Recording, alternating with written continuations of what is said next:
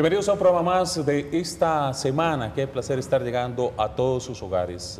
Los últimos días hemos tenido diferentes confrontaciones, producto de una u otra manera del modelo de concesión de obra pública. ¿Qué es lo que está pasando? ¿Por qué funciona muy bien en otros países y en Costa Rica pareciera que no hay forma? Eso vamos a analizarlo el día de hoy con un grupo de invitados de alto nivel. Don Roberto Gallardo, ministro de Planificación, gracias por estar con nosotros, señor ministro. Gracias por la invitación. Don Boris Ramírez, periodista a quien escuchamos todas las mañanas junto a doña Vilma Ibarra en Colombia. Gracias, Boris, por estar acá. No, gracias, Alan, por invitarme a esta casa tan querida que es Canal 3. Así es. Muy bonitos los programas. A mí me gusta mucho escuchar los programas de ustedes. Gracias, Alan. Otros programas que siempre veo también es en la colega Teletica Canal 7 con don Rodolfo González, a quien lo miro siempre también y admiro su trabajo, Rodolfo. Gracias también por estar acá. Gracias a usted por la invitación y verdaderamente un placer compartir con ustedes aquí en esta mesa.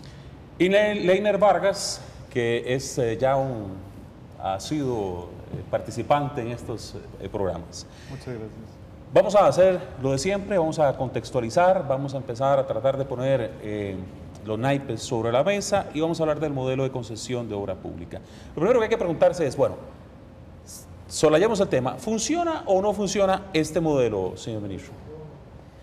Bueno, tenemos una experiencia exitosa que es la Ruta 27, que es una ruta que tiene ahora un tráfico enorme, que redujo los costos del traslado entre San José y distintas partes del país considerablemente, lo que significa una mejora de competitividad en muchos aspectos. Tenemos también dentro de la figura general del modelo de concesiones, la concesión del aeropuerto Daniel Oduber en Liberia, que es el segundo mejor aeropuerto clase B a nivel regional, que está funcionando muy bien, que ha provocado, que ha facilitado, digamos, el ingreso de más turistas a esa zona, que tanto depende del turismo. Y tenemos el modelo de gestión interesada tanto en el muelle de Caldera, que es un muelle que se ha vuelto muy eficiente, en donde existe un servicio continuo, estable, de calidad. Y tenemos, por supuesto, la gestión interesada del aeropuerto Juan Santamaría, que ha redundado, como lo pueden comprobar todos los usuarios, en unas instalaciones que no teníamos hasta hace poco. De manera tal que, si bien es cierto hay que hacer ajustes en el modelo, hay cosas que debemos revisar. Yo soy uno que he propiciado mucho en el seno de la Junta Directiva del Consejo de Concesiones que hagamos un alto en el camino y podamos revisar algunas cosas, que nos concentremos en algunas concesiones que vienen ahora, por ejemplo la terminal de contenedores de Moín, que es una obra realmente grande, una inversión superior a los $1.000 millones, que va a generar una mejora sustantiva en la competitividad del país, que se encuentra en materia de prestación de servicios portuarios en los últimos lugares. En todo caso, entonces, señor ministro, para usted el modelo funciona, pero hay que hacerle arreglos. Sin duda alguna. Boris. A ver, Alan, eso tenemos que contextualizarlo muy bien.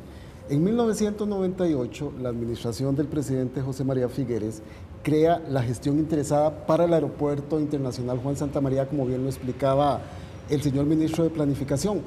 Resulta ser que esa figura, para poder entender que el modelo funciona, pero que nosotros no lo hemos aplicado bien, la contraparte internacional de los gestores era una empresa estadounidense, Bechtel. Bechtel es una empresa que tuvo 2 contratos para la reconstrucción de Kuwait. Hizo el aeropuerto nuevo de Hong Kong, hizo el metro de la ciudad de Atenas en Grecia. Y los resultados que nosotros tuvimos que esperar como costarricenses de ese bien nacional, que es el aeropuerto Juan Santamaría, tuvieron que pasar más de 10 años. Entonces, ¿qué es lo que está pasando? ¿Por qué puntualizabas que en otros países sí funciona y en el nuestro no? No funciona en el nuestro, ¿por qué? Porque una contratación de concesión de obra pública no ha sido incorporada como una política pública que se le explique al ciudadano.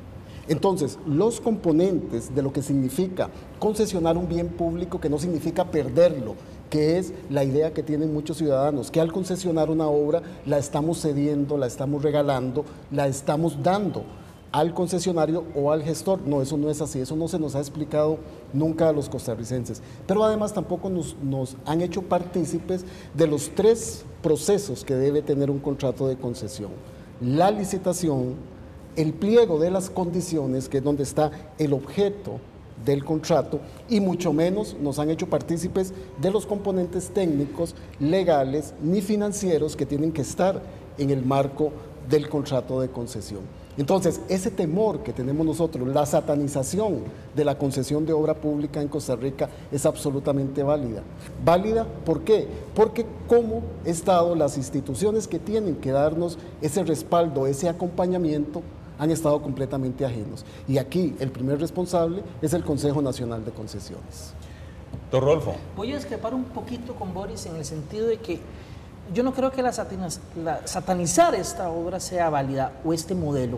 Creo que el problema ha sido que ha vuelto en el tapete en el momento, en el contexto en que se da una experiencia que parece que no es la más afortunada.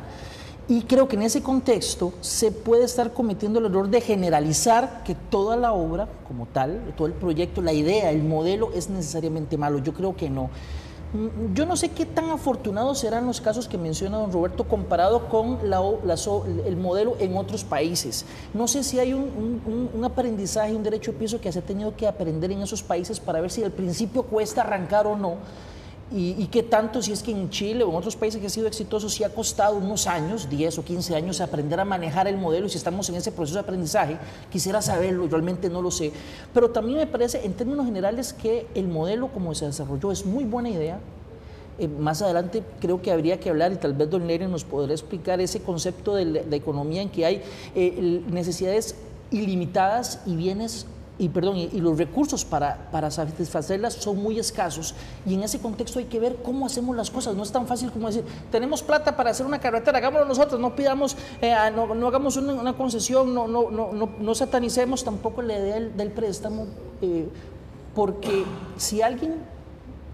por decirlo de alguna manera, si satanizamos el modelo de obra pública, habría que satanizar también el préstamo, porque con el caso del gobierno de Finlandia hace algunos años fue desastroso, y no necesariamente hay que tomar un caso y generalizarlo para todo. Creo que es el problema que se ha cometido con el tema en este caso. Estoy de acuerdo con el modelo, creo que es buena idea, habría que analizar qué tanto nos falta por aprender, qué errores en particular hemos hecho en Costa Rica y cómo podemos superarlos. Pero yo en lo personal estoy a favor del modelo. Recordemos que el modelo lo que procura de una u otra manera es que el Estado pues, no tiene recursos muy limitados, y al final una empresa viene, construye una obra, pone el dinero, los costarricenses que la utilizan pagan cierto monto por ese servicio, el empresario gana y los costarricenses en general no nos endeudamos. Eso pareciera técnicamente así, muy básico de lo que estamos hablando. Leiner, ¿cómo lo ves? Yo creo que nosotros vivimos una transición como país de un Estado que estaba acostumbrado a hacer las cosas, a ejecutar la obra pública, a una transición en un entorno en donde el rol del Estado es básicamente regular, supervisar e intervenir como gestor de última instancia en la obra pública. En esa transición de Estado nos hemos enredado entre la primera versión y la segunda versión. Los que todavía sueñan con la idea del MOP grande que hace caminos, carreteras, puentes, puertos, sueñan con volver a ese Estado interventor lleno de, ¿verdad?, de maquinaria ahí en los planteles del MOP.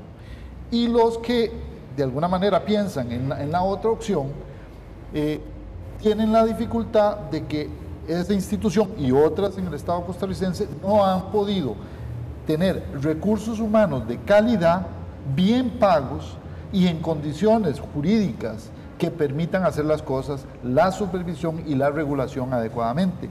Entonces, vivimos en esa transición, y algo muy particular, vivimos hace más o menos 20 años, no se hace obra pública de calidad en Costa Rica. Entonces tenemos un rezago, los hospitales están muy mal, los puertos están muy mal, las carreteras están muy mal. Es decir, nosotros tenemos obligatoriamente que hacer obra pública, y ahora pues nos toca hacer de verdad una reforma en el Estado que permita regular mejor, porque ya no podemos regresar a ese estado antiguo. Entonces, como estamos en este ínterin, operan desastres como la trocha, como la carretera a San Ramón, lo menciono porque en este caso eso y lo vamos a tener que tocar. Está claro. Ese día lo vamos a tener que tocar. De verdad, desastres nacionales, porque es la incapacidad de una institución como el MOB y del Estado en general para atender demandas de la ciudadanía que son absolutamente importantes y urgentes, pero que no se pueden atender con un ministerio tan débil, tan lleno de, digamos, con un canasto tan lleno de huecos, como decimos en el campo, no se puede coger ese café. Sí, estamos claros, y voy a ir a un corte comercial. Voy a volver con el tema de lo de San Ramón, porque en realidad uno se pone a sumar y pensar que, bueno, que ese proyecto duró cerca de 8 años en el proceso burocrático para salir, y cuando salió la gente se ilusionó, porque todos nos ilusionamos, que dicha que lo íbamos a tener una carretera, pero ya no costaba 200 y algo de millones, sino ya que costaba 500 y aparecieron 300 y resto de millones, y todo el mundo dijo, ¿de dónde salió más? Y al final esa factura se la pasan al costarricense y ahí se no aguantaron, ¿verdad? Así que, ¿qué pasó? ¿Por qué todo se veía tan bien y un pronto otro cayó en desgracia? Ya venimos con eso y más.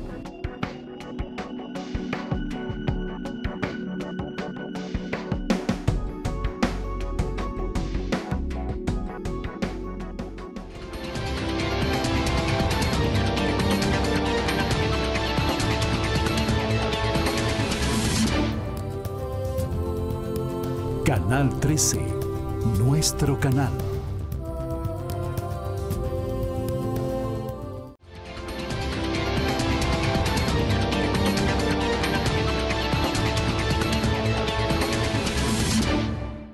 Continuamos con el programa de esta semana, hoy hablando sobre el modelo de concesión de obra pública. ¿Es oportuno para el país, sí o no? Antes del corte comercial decía, y Boris lo retomaba, después de un desgaste de 8 años pensando y la lucha burocrática que esto implica para hacer una carretera como la de San Ramón, y que todo se vaya al carajo, para decirlo en cristiano, uno internamente dice, ¿qué pasó? ¿Qué pasó? O sea, ¿qué se está moviendo aquí que todo se viene abajo 8 años después? Y ojo, la gente de San Ramón desea la carretera. Lo que no le gustó es la forma en la que se les está planteando que se haga la carretera. No solo los ramonenses, que no, todo la carretera, país. Todo el país. Cuando yo decía, yo no estoy satanizando el modelo. Lo que se ha satanizado es el modelo a partir de la experiencia que hemos tenido los costarricenses de la aplicación de ese modelo, ¿verdad? Porque no ha habido un acompañamiento. Muy bien lo contextuaba Leiner Vargas al decir que nosotros estamos pasando en un estado de transición, de un estado que nos dio todo y nos hizo a los costarricenses muy chineados. Y entonces, cuando nos dice, no va a ser el Estado, va a ser otro el que nos va a dar la obra, entonces nosotros sentimos una forma de desgarramiento sobre lo que es nuestro. Pero y entonces, eso fue lo que nos atemorizó. Claro, ¿O no fueron la platica que tenías que pagar, los 2.000 y el resto de colones? Indudablemente. Es que yo siento que eso es lo que está en la ahí piel. es donde empezó todo, Alan. Eso está en la piel. Cuando se empezó a hablar de la plata, es donde empezó la gente a encrisparse. Pero Boris, yo Claro. te pregunto a vos, ¿era viable seguir con el modelo que teníamos antes? no, por supuesto que no, porque Había que cambiarlo. estábamos en un O hay que estado que cambiarlo. está cambiando. Pero Rodolfo, ¿por qué no se le dijo eso a la gente desde el principio? Desde la normativa de un contrato de concesión, la transversal información a las comunidades, a los ciudadanos y a los usuarios que van a tener una nueva relación con el uso del bien público que va a ser concesionado es fundamental, y eso no lo ha habido. No lo hubo en el aeropuerto Juan Santa María. Sí, pero acuérdense que en Faltó- 2005 era 200 millones lo que costaba, Ajá. cerca de 200 millones, y en el 2013 costaba 570. De algún lado tiene que ser la plata, eso le subió. Ahora lo que vamos a ver es cuánto va a costar la alternativa por la cual se va a optar. Que posiblemente ¿verdad? va a ser más cara, Es decir, don Roberto. o sea, a ver, hemos estado un poco en esa discusión. A mí me llama la atención de que ahora de pronto la discusión es a dónde hay plata para hacer la carretera, ¿verdad? Entonces, don Guillermo Constenla dice que él casa 150 millones de dólares, ¿verdad? Los están fondos de diciendo pensiones. los fondos de pensiones, etcétera, ¿verdad? Pero no sabemos todavía cuál es la carretera que vamos a hacer. ¿Cuál es la carretera a la que aspira la comunidad? No, y además, queremos una carretera de 4 carriles desde San Ramón hasta aquí en la Sabana. Queremos una carretera de 8 carriles. Pero, ¿verdad? Roberto, no se puede tapar el sol con un dedo. No, perdón. Lo que o sea, quiero decir... en relación al proyecto que se planteó el actual gobierno, hay y hubieron errores sistemáticos en el proceso que dieron al traste con el proyecto. O sea, eso tiene que estar es decir, no es, y yo en este sentido, no es que la comunidad costarricense sea más o menos inteligente que antes, es que ahora tiene mecanismos, medios de comunicación, formas de organización distintas que permiten que los intereses del ciudadano se vean expresados en la cotidianidad. Ahora, eso también nos habla de un nuevo estilo de hacer Estado, de una nueva forma de comunicar los proyectos, porque, mire, si también, ¿cómo puedes decir que el aeropuerto Juan Santa María es un éxito, verdad? Si para construir ese aeropuerto tardamos cerca de 12 años.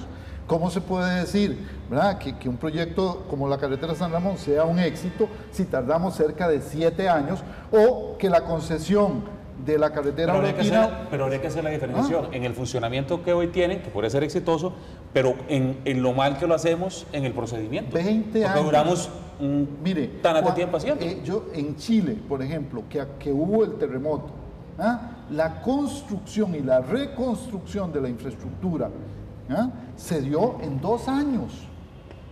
Eso significa que el Estado tiene competencias institucionales capaces de poner a los fondos de pensiones y poner el dinero de los chilenos a funcionar, y por supuesto que hay privados, por supuesto que hay regulación, pero hay mucho más credibilidad en ese modelo que en el modelo costarricense. ¿A usted le parece una idea usar los fondos en ese tipo de proyectos? A mí me parece que si hay supervisión adecuada y si hay un esquema lo suficientemente sólido, como lo es la concesión, es el mejor negocio para los fondos de pensiones, es el mejor negocio para las aseguradoras. Además, el costarricense está devolviendo dinero al mismo Estado. Bueno, déjenme para terminar, que lo haga, por ejemplo, el ICE. Déjeme terminar el argumento, Adelante, porque no pude terminar el argumento. Yo estaba hablando de economía y Lerner se puso a hablar de política. Qué vacilón. Y debería ser al revés. Yo lo que digo es que,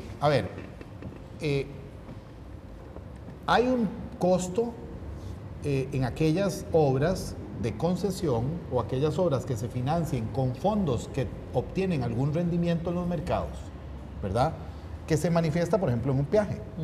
Entonces, lo del costo es importante, porque por estos 500 y pico millones, la tarifa va a ser 2.000 colones, por decirles algo. Pero si la carretera que se quiere construir cuesta más de 523 millones, en la de menos el peaje va a ser más alto. Por eso es que yo decía que la discusión estaba al revés, que no se trata de buscar la plata primero y después ver qué hacemos, sino es lo contrario.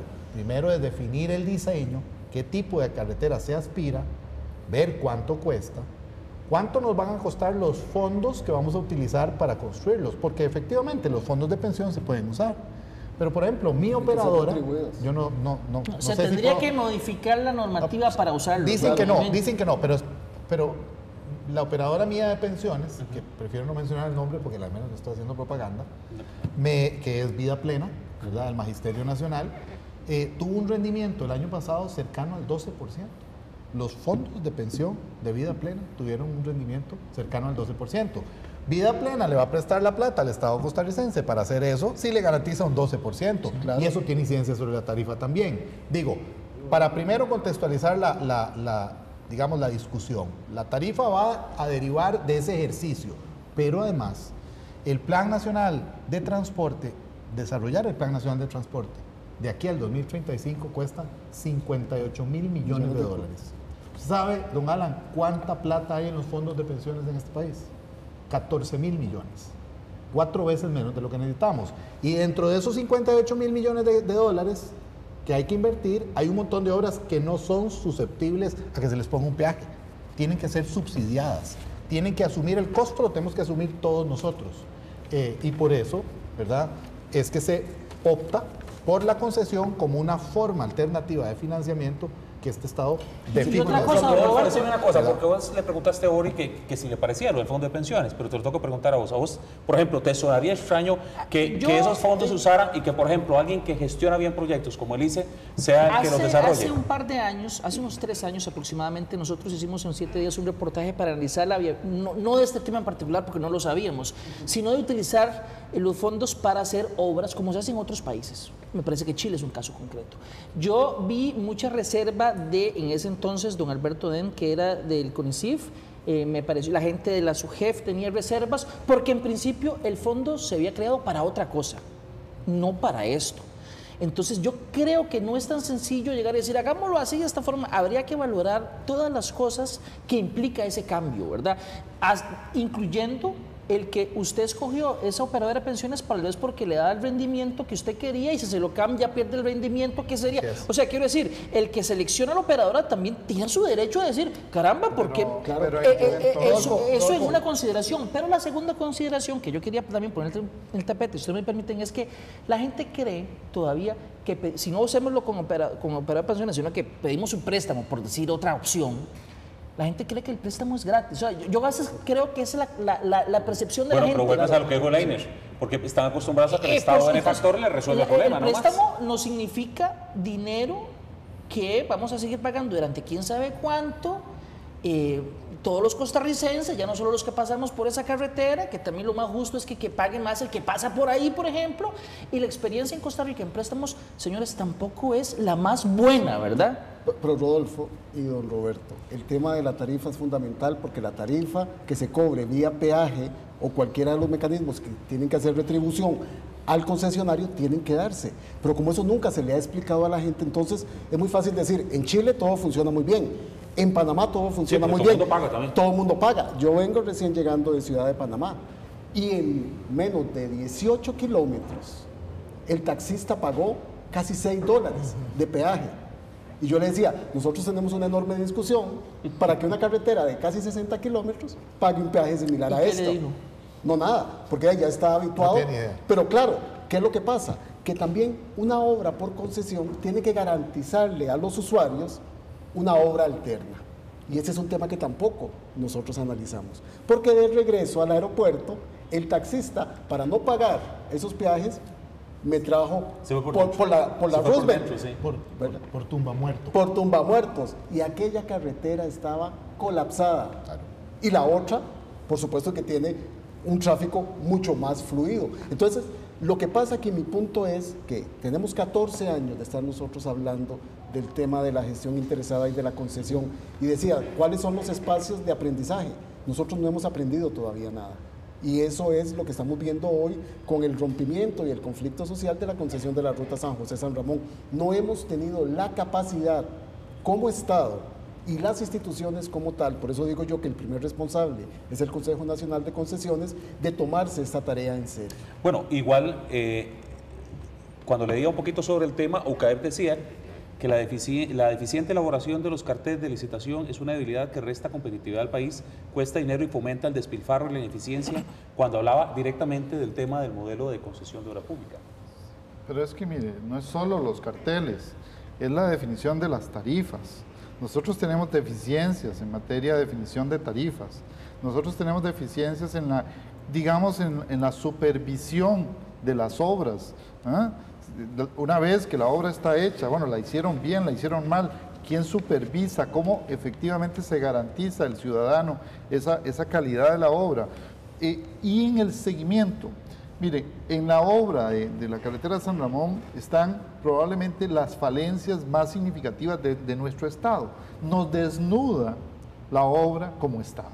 Entonces ahora podemos decir, bueno, sí, es que el ciudadano no quiere pagar. Esa es una forma de decir, bueno, eso es un problema del ciudadano. No, yo creo que tenemos que entender que el Estado tiene que volverse un Estado mucho más transparente.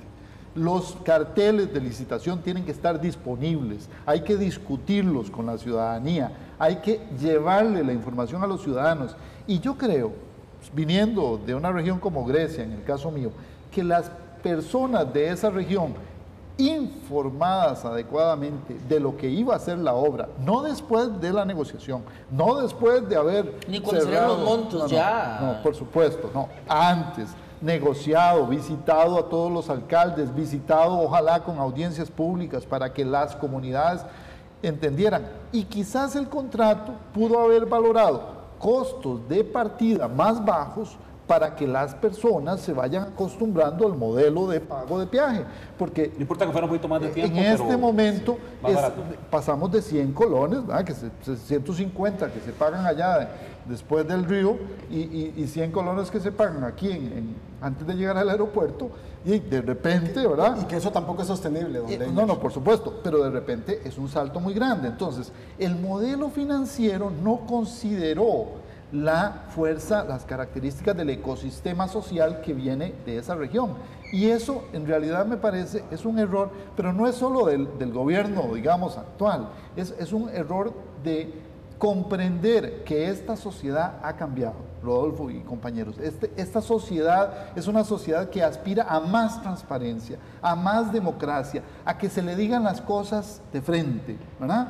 Y yo creo que en ese entendido, y la última cosa que quiero decirles es, miren, también, ¿verdad? No podemos hacer una carretera VIP para los ricos y una carretera de tercera categoría para que pasen, ¿verdad?, los camioncitos de la gente humilde que no puede viajar por la carretera VIP. Tenemos que darle también una alternativa viable a las otras comunidades. Perdón, Boris, pero tengo que ir a un corte comercial y no quiero dejar de tomar ahora el tema de Moín. Hay que recordar que es un tema que está latente también y tal vez explicar rápidamente que lo que hoy por hoy ahí se reciben barcos que traen unos 1000 contenedores, ¿verdad? Por la profundidad que tiene para meter, exactamente, por la profundidad que se tiene, y ahora se pretende que entren barcos hasta con 12.000 contenedores. Y esto le daría una movilidad muy fuerte a Limón. Así que no quisiera dejar de no hablar de este tema, pero lo vamos a hacer en el siguiente corte, después del siguiente corte comercial.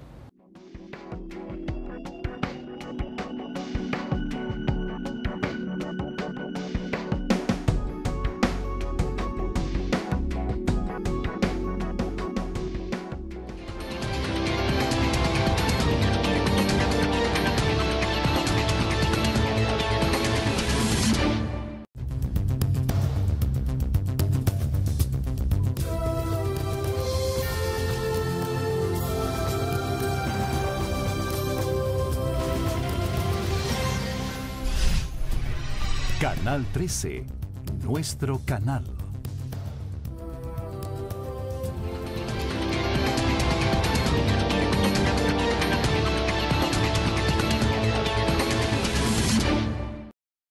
Bien, continuamos con el programa de esta semana. Me decían en el corte comercial que querían hablar, porque el señor ministro lo tocó, de la ruta 27, esta ruta hacia Caldera, que yo disfruto mucho cuando llego, la verdad que la velocidad con la que llego la disfruto mucho. A mí se me gustaría resaltar, porque don Roberto Gallardo dice una verdad, la concesión que está funcionando es de la ruta San José Caldera, y tan está funcionando que esa obra todavía no tiene la puesta en servicio definitivo, porque ha habido una supervisión de parte de las entidades encargadas que hacen que se logre la revisión minuciosa de todos los alcances del contrato.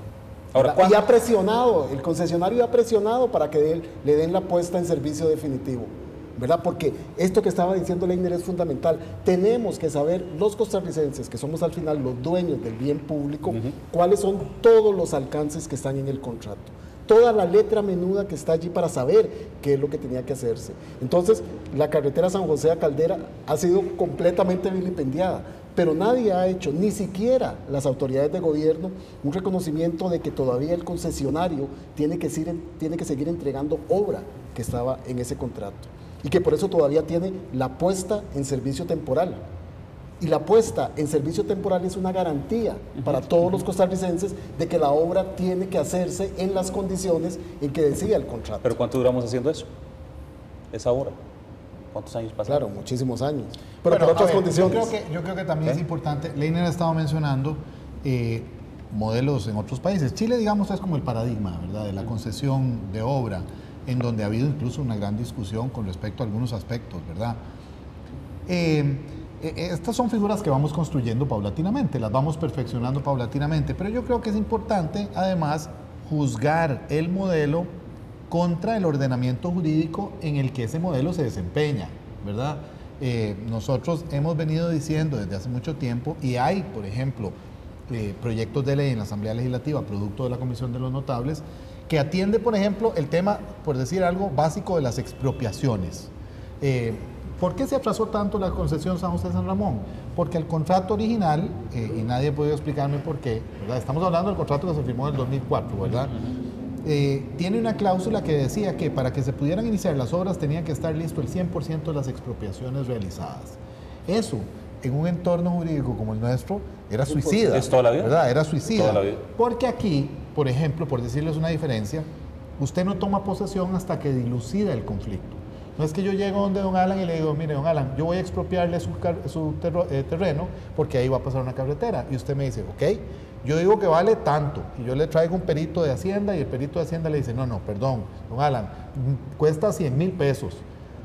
Y usted me dice, no estoy de acuerdo, vamos a los tribunales. Pero mientras vamos a los tribunales yo tomo posesión. Y lo que vamos es a dilucidar después ¿Cuánto le paga? Pero yo tomo posesión. Ahora actualmente no. Usted, mientras esté en los tribunales, yo no tomo posesión. Entonces, dado a las facilidades que la gente tiene para trazar una resolución, entonces, por ejemplo, la expropiación, que es un instrumento fundamental, por ejemplo, en concesión de carreteras, se vuelve una pesadilla, y nosotros pasamos del 2004 al 2008 tratando de completar, ¿verdad?, un porcentaje de las expropiaciones necesarias para hacer la ruta San José de San Ramón, y mientras tanto la mayoría de los costos seguía subiendo. Yo creo que esos son elementos que hay que tomar en cuenta, pero ¿verdad? Roberto, estoy de acuerdo con que ese es un tema, pero también siento que la forma en que el Estado costarricense hacía las cosas en el pasado, muchas veces con poca transparencia, con poca divulgación, con escasa comunicación, no puede continuar. Yo en eso estoy totalmente de acuerdo. El modelo de sociedad de hoy nos exige, nos obliga a abrir las ventanas del Estado y a trabajar con las comunidades. Yo estoy de acuerdo, pero en esto ahora tenemos también lo que son tecnologías de información. Exacto. Ahora todos los carteles de licitaciones y todos esos están en los sistemas electrónicos y son públicos. Es el principio del proceso, Leiner. Precisamente estamos en un proceso de transición, como bien lo decía don Leiner, ¿verdad? Están haciendo ese tipo de cosas.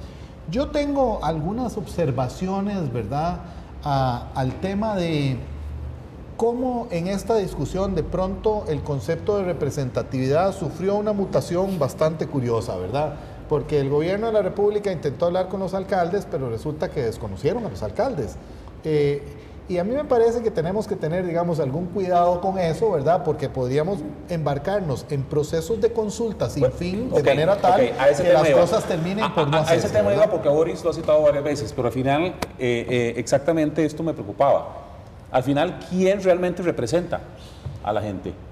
Porque en pronto otro te aparece por acá alguien, por acá alguien, por acá alguien, y usted va a quedarse en la eterna consulta.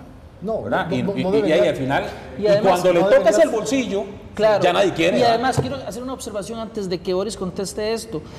Yo creo que en los últimos 20 años el ciudadano costarricense tiene más espacios de participación. Hace 20 años no existía la Defensoría de los Habitantes, existe. No existían las audiencias públicas de ARECEP, existen. Yo no sé si va la gente que quisiera, que realmente debería ir, pero yo sí creo que en las últimas 2 décadas el ciudadano tiene referéndum ahora para los alcaldes, y se ha discutido referéndum para el presidente y los vicepresidentes y hasta diputados.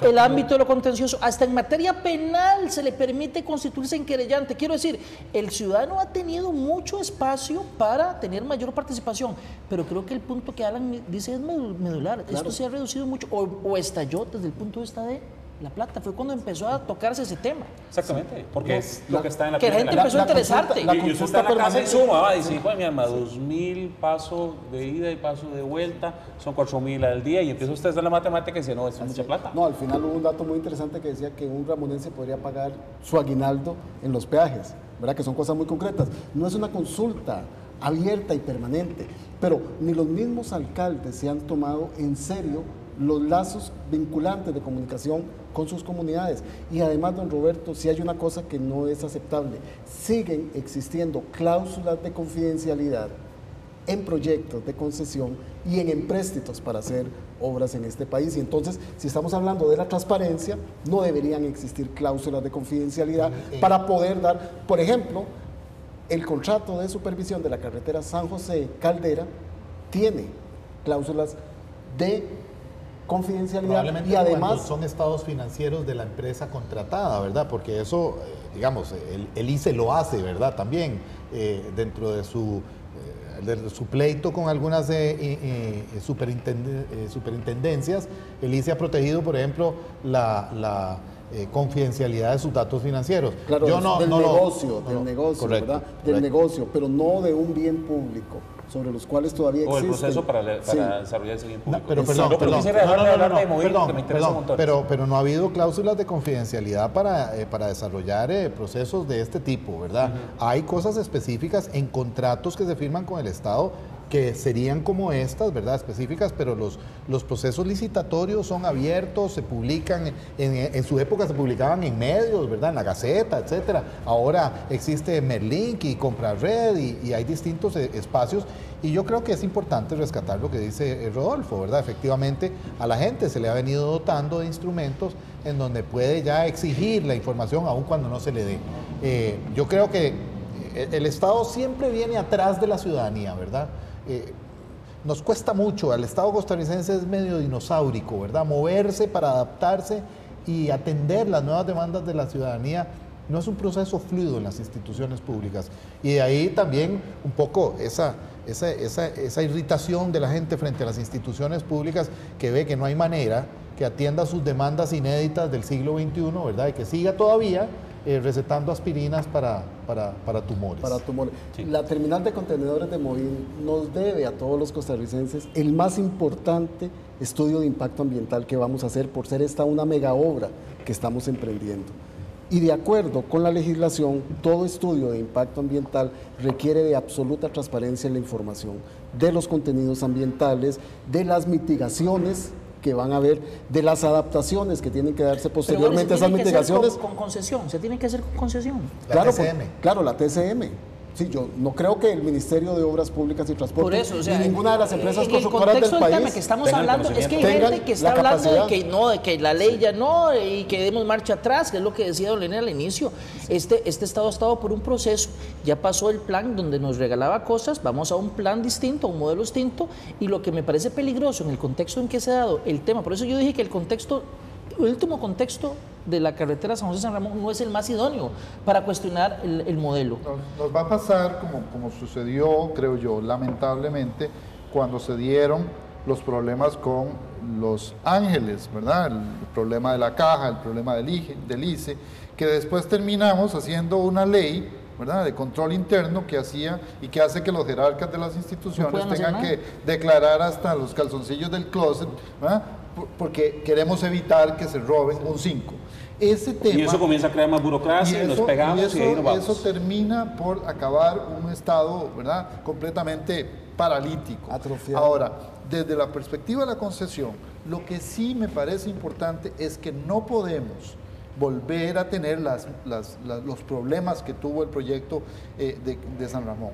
Tenemos que reformular el Consejo Nacional de Concesiones. No puede estar en manos, yo siempre he dicho, no puedo poner las gallinas en manos de los zorros. Claro. Eso tiene que estar en manos del Estado. Yo le preguntaba a Boris si se va a hacer, porque es que no hay otra forma de hacer. ¿Cómo podemos hacer esa obra? Una obra como esas no tenemos capacidad no tenemos otra. Entonces, cuestionar esta obra bajo este modelo no tiene sentido, porque no tenemos otra opción. Y creo que este país tiene muchas otras necesidades que no solo son infraestructura, es importantísimo, pero este país no tiene todos los recursos para solucionar todos los problemas ilimitados que tenemos y todas las necesidades y tenemos que escoger un modelo. Por eso yo insisto, si el tema del programa era si este modelo funciona o no, este modelo no podemos matarlo ahora, menos en el contexto en que se está dando toda esta discusión, que se dio toda esta discusión. Mejorémoslo, está bien, pero no pensemos necesariamente en desecharlo o no pensemos del todo en desecharlo, porque realmente es el modelo por el cual el único paso que podemos hacer para hacer ese tipo de... Nos queda esa ventana y si el señor ministro me lo permite, me voy con lo que dice Rodolfo a corte comercial y regreso a la última parte. Empieza el señor ministro ya que nos solicitó la palabra. Ya venimos. Está bien, ya venimos.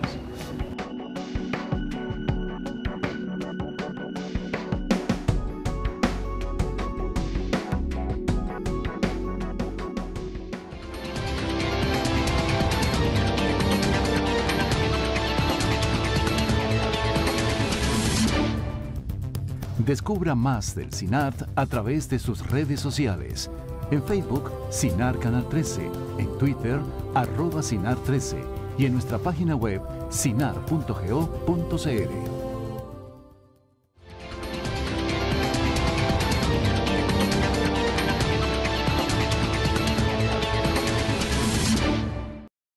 Continuamos con el programa de esta semana. Estamos hablando del modelo de concesión de obra pública.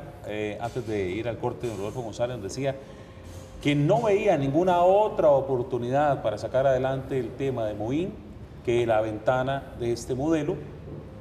O que alguien me diga una. Bueno, yo no la o conozco. que alguien plantee una. El señor ministro había levantado yo no la iba a mano. plantear eso. Pero adelante. Pero no, yo quería... Pero es que lo que dijo Rodolfo me parece que es muy relevante también. Pero rápidamente me refiero a lo que dice Leiner. Leiner mencionaba una cosa con respecto a la fortaleza del Consejo Nacional de Concesiones que a mí me parece que es fundamental. Yo efectivamente también creo que hay que reforzar el Consejo Nacional de Concesiones, hay que repensar el modelo. Hubo una reforma a la Ley de Concesiones en el año 2008 que debilitó mucho el Consejo. De múltiples maneras. Entonces, yo le he pedido a mis compañeros de la Junta Directiva del Consejo Nacional de Concesiones que nos abramos un espacio para la reflexión de una reconceptualización del modelo como tal, en el entendido, por supuesto, que hay que preservar la figura, porque la figura es necesaria para un país como esto. Porque, por ejemplo, el tema de la construcción del puerto de terminal de contenedores de Moín, tal vez tenemos la plata, pero no tenemos cómo construirlo. Aquí nadie construye ese tipo de cosas. No sabemos construir ¿verdad? las cosas. Pero además, a la gente se le olvida a veces que no es solo construir las cosas, es operarlas también. Y mantenerlas ¿verdad? durante el tiempo. La capacitación que hay que darle a toda esta etcétera. Y eso a veces, pues, también hay que pagarlo, ¿verdad? Yo creo que la terminal de contenedores de Moín es una de esas obras que son realmente significativas en un ámbito específico que es el de la competitividad del país y que puede hacer por sí sola una diferencia significativa en cómo nosotros seguimos este proceso que hemos venido durante tanto tiempo de integración al sistema económico internacional. ¿Lo tendrán claro la gente de Limón? ¿Se los habrán explicado con claridad, diría don Boris? Creo que no. Don Leiner quería... Yo creo que en el caso del puerto operan, digamos, actores involucrados que son muy distintos a los de la carretera. El ecosistema portuario es básicamente funcional entre los exportadores e importadores, que son usuarios del puerto, y las navieras, que son básicamente los actores del negocio que transportan mercancías. Aquí ambos coinciden en que necesitan un puerto de un calado más grande, que necesitan mayor competitividad, es decir, estamos hablando de disminución de costos en la vía de importar y de exportar.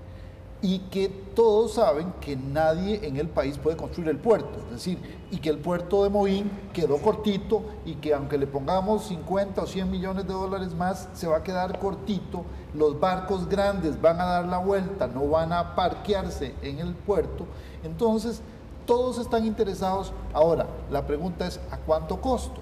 Bueno, seguramente, ¿verdad?, en ese proceso hay que pagar un sobrecosto. Por hacerlo en privado, por hacerlo por la vía de concesión, hay que pagar un sobrecosto. Sí, pero si usted es un importador, dice aquí que 1000 contenedores actualmente se bajan en 50 horas. En este otro modelo, en 13 horas bajan esos 1000. Pero a la Claro, mente, pero usted está ganando por otro lado. exactamente. Y además el sobrecosto me parece lógico, Es realmente, lógico, en esos es lógico. términos. Es la famosa vía de la carretera, si economizo gasolina, voy rápido. No es lo mismo cuando usted se lo pone a un ecosistema social productivo en una carretera como la de San José San Ramón, en donde ya hay una otra vía dinámica. y además hay otra dinámica social. No son los grandes importadores y los grandes exportadores de este país los que están pagando, son pequeños agricultores, son profesionales que vienen al... Sí, Leiner, pero nos gastamos un montón de plata en gasolina y duramos un tanate pasando. Alan, pero si me lo reducen y el monto es más o menos, yo prefiero llegar rápido a la Es casa. que interesante esto que está diciendo don Leiner al hablar del ecosistema. En el ecosistema de la terminal de contenedores de Moín, ¿quiénes se opusieron? Los exportadores de banano. La Cámara de Bananeros son los que estaban en contra de que se hiciera este proyecto. ¿Por qué? Porque ellos quieren seguir teniendo la operación en Moín, porque ahí llegan sus propias navieras, entonces tienen el negocio completo. Sí, claro.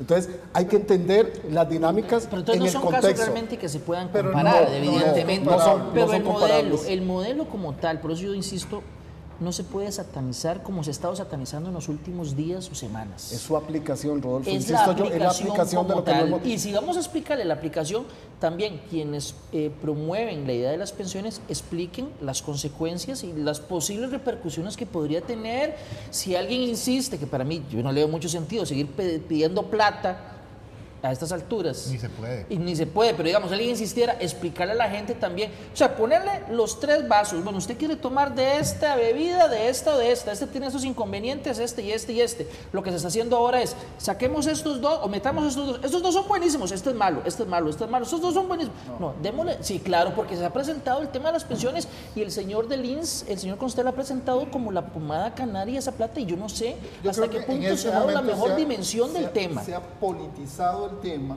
a tal grado que estamos condenando la figura de la concesión Claro. como si fuera el diablo de la película. A partir del caso particular de este y eso no es. Y como si fuera la única posibilidad. Lo que sí está claro es que no podemos seguir haciendo y usando esa figura, ¿ah?, ¿Cómo se ha estado haciendo? con las condiciones de Estado que tenemos. Tenemos que ser capaces de darle vuelta a nuestro Estado, darle competencias regulatorias. Por ejemplo, ¿cómo es Y posible, agilidad cómo es también. posible que no se haya consultado, digamos, al regulador de precios en el caso del contrato? ¿Verdad? Es decir, eso no se puede saltar en un proceso como es de esta naturaleza.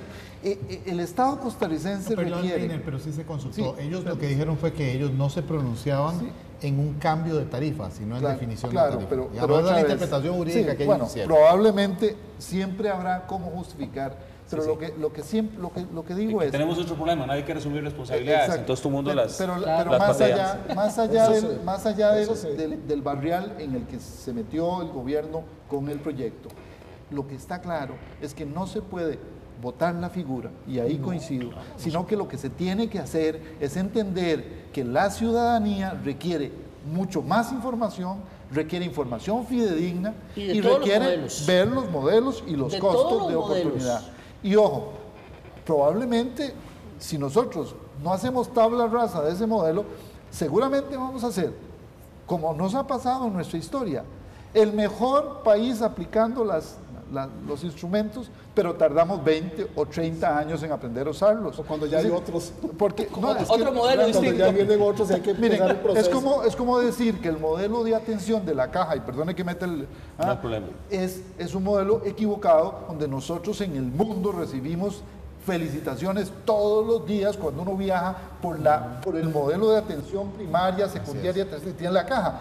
Tiene problemas de financiamiento, pero el modelo de atención de la salud costarricense es un hito en la El humanidad. problema no es el modelo, es cómo se ha estado aplicando todo.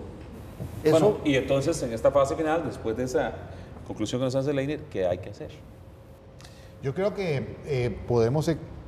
A ver, por dicha, las actas del Consejo existen y se puede fácilmente comprobar que yo vengo hablando de esta necesidad desde mi gestión como ministro de Planificación en el gobierno anterior.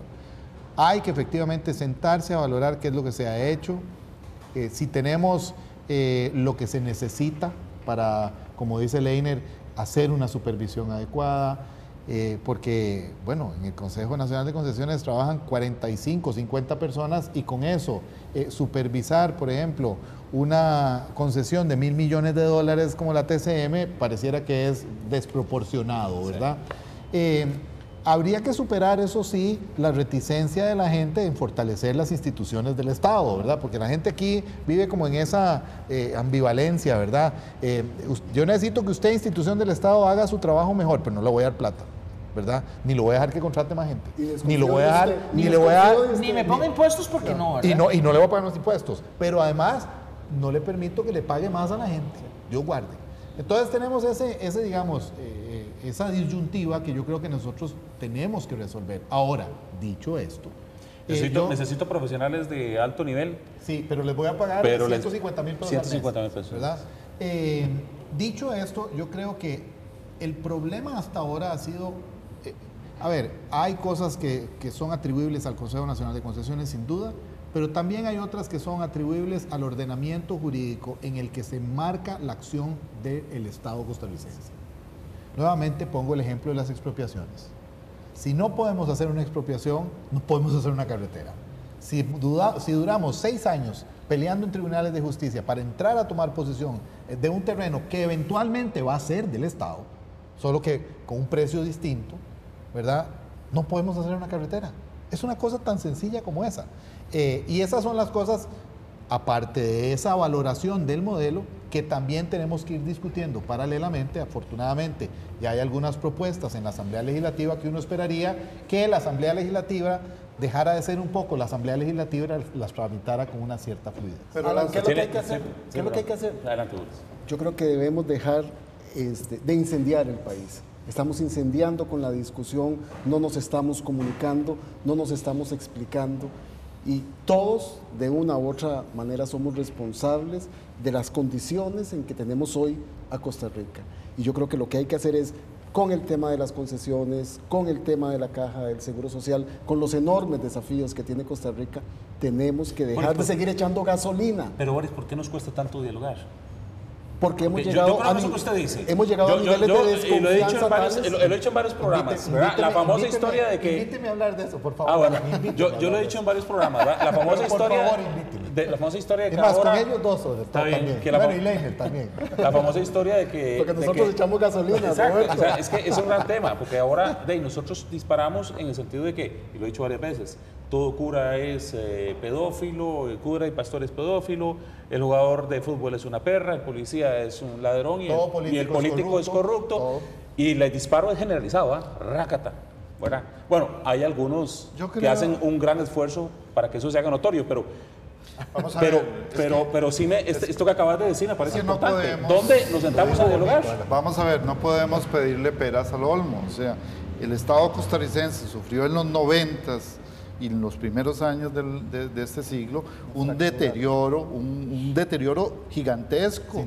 Nosotros atropellamos al Estado costarricense con un modelo de pensamiento en el cual creíamos que el Estado era el malo de la película y había que quebrantarlo. Si ahí en la primera administración de José María, en la administración de José María, echamos a la borda el tren.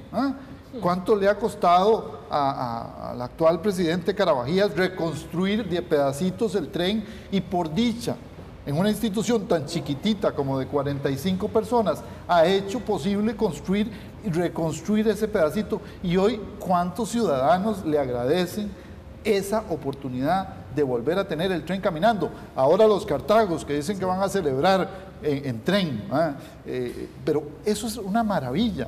Pero esas luces y sombras del Estado costarricense lo que expresan es que tenemos que ser capaces como sociedad de una vez por todas de decidir qué le vamos a dejar al Estado, la salud y la educación y la gestión de esos procesos estratégicos, la regulación de las otras actividades económicas, pero bien hecho. Pero Rodolfo, qué triste, estoy de acuerdo con el trabajo que hace Carabajías, pero qué triste que estemos en estos momentos alabando algo que hicieron a pico y pala allá por los años 1800. Claro, pero cuando deberíamos estar pensando en un tren bala que saliera de Cartago hasta Guanacaste en 40 minutos. Claro, pero qué doloroso pensar en eso. Los campesinos que cuando, o sea, en tierra de ciegos el tuerto es rey. Estoy de acuerdo. En este proyecto, digamos... Estando de acuerdo con lo que están haciendo. Pero... Ahora, el país requiere ese diálogo, pero ese diálogo tiene que definirse sobre el modelo de sociedad, el modelo de Estado,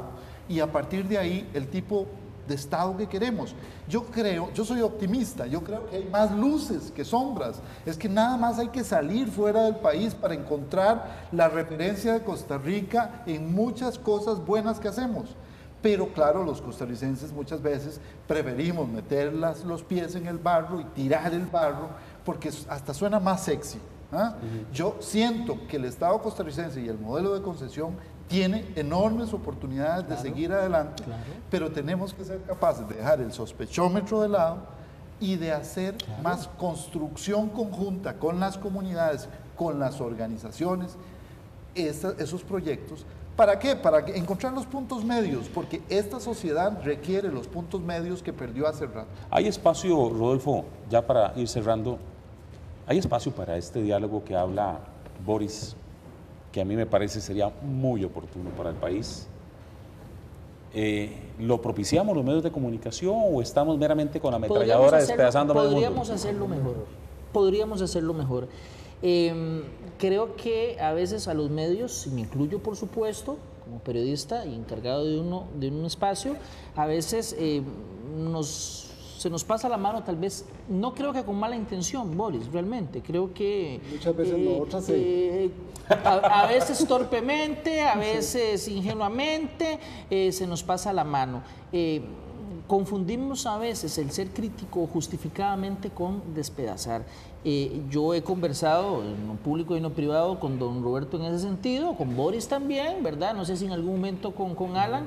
Estamos aprendiendo como parte, porque caramba, es un oficio en donde, bueno, como todos los oficios, a veces se aprende sobre la marcha y de los propios errores que vamos cometiendo. El único problema es que cometemos muchos errores y seguimos cometiéndolos sin darnos cuenta. Yo creo que sí se puede crear el espacio, creo que habría que dar a veces treguas iniciales para ver que la cosa funcione, pero también eso no significa hacernos de la vista gorda, y si por alguna razón en esa tregua vemos que algo pasa, entonces pues evidentemente habría que analizar. Estoy totalmente de acuerdo, pero siento, estoy totalmente de acuerdo, y también como periodista quiero decirlo, pero yo siento que por la ruta en que estamos caminando, en estos momentos, la efervescencia es demasiado grande. Y creo que hay que hacer una pausa para decir un momentito. Una tregua, hagamos una tregua. Sentémonos porque el tema no es si quien tiene la presidencia, si quien está en el medio de comunicación. El tema es país. Y estamos en una bronca grande y necesitamos calmarnos un toquecito. Respiremos. Yo creo profundamente en eso, ¿verdad? Y espero. Y recuerdo que la democracia siempre se va a seguir escribiendo a través del diálogo. Y ojalá que logremos que ese diálogo se vaya construyendo. Muchas gracias a todos. Les agradezco como siempre de haber estado en un programa más de esta semana y a ustedes como siempre. Que Dios bendiga los hogares de todos y cada uno de los que habitamos este precioso país.